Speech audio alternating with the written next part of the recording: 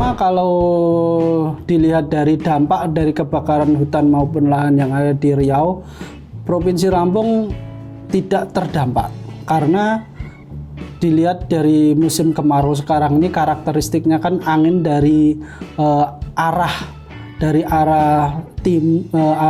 timur menuju utara, sehingga Provinsi Lampung diuntungkan dengan dia ada di selatan. Jadi ketika angin mengarah ke utara, Riau ada di utara, sehingga untuk masuknya asap ke wilayah Lampung sangat kecil sekali. Kalau pantauan dari BMKG berdasarkan informasi hotspot yang ada di kami, citra satelit itu bahwasanya hotspot paling banyak itu ada di wilayah Lampung bagian utara, yaitu seperti di Mesuji, Tulang Bawang Barat, terus Waikanan, Lampung Utara, dan Lampung Tengah. Sehingga kalau kita lihat dampak yang ditimbulkan, informasi dari BPBD setempat bahwasanya kalau terdampak asapnya belum, tetapi dampak lingkungannya sudah mulai kerasa, seperti terjadi pembakarannya itu sudah skalanya sangat luas sekali. Dari info aja yang masuk dalam grup kita bahwasanya informasi dari BPBD Waikanan maupun BPBD Mesuji memang benar terjadi kebakaran hutan maupun lahan maupun perkebunan masyarakat, baik punya masyarakat maupun perusahaan memang terbakar.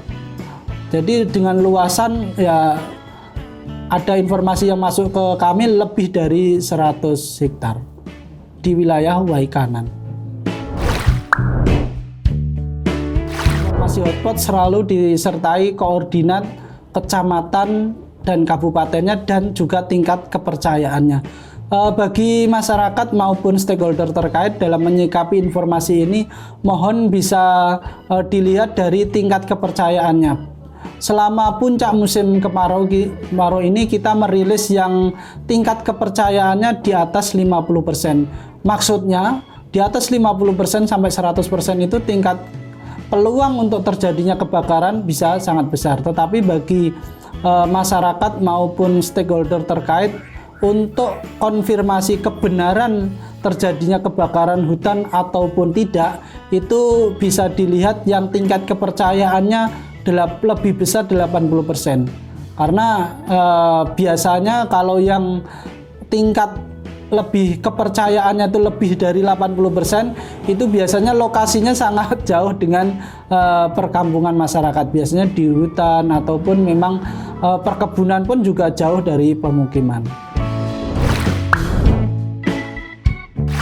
Jadi dampak dari kekeringan itu ada, dampak dari kemarau itu ada kekeringan yang disebabkan alami oleh alam dan kekeringan yang disebabkan oleh ulah manusia.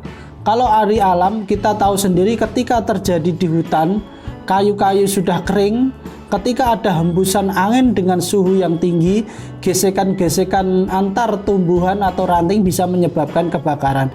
Ketika peranan tidak ada yang mengetahui atau campur tangan manusia tidak ada, itu akan sangat cepat meluasnya. Yang kedua, kebakaran atau kekeringan yang disebabkan oleh ulah manusia, yang mana di sini biasanya karena memanfaatkan musim yang kemarau panas ini, kesempatan bagi pekebun maupun perusahaan-perusahaan itu untuk melakukan dengan metode pembakaran. Jadi begini, dari himbauan kami kepada masyarakat bahwasanya dengan adanya pembakaran hutan maupun lahan ini pasti akan menyebabkan dampak. Salah satunya dampak asap.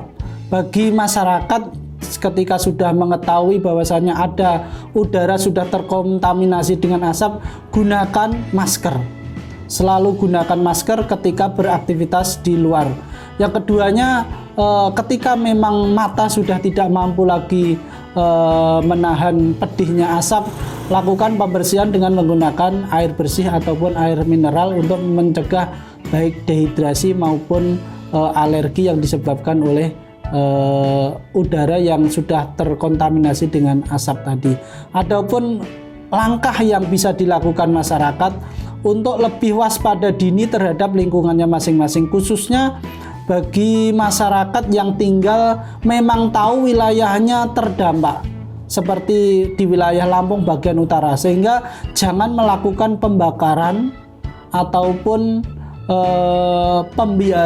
pembakaran yang bisa menyebabkan luasnya terjadi kebakaran, karena kita tahu sendiri dampak dari pembakaran maupun kebakaran itu sangat buruk bagi kehidupan manusia.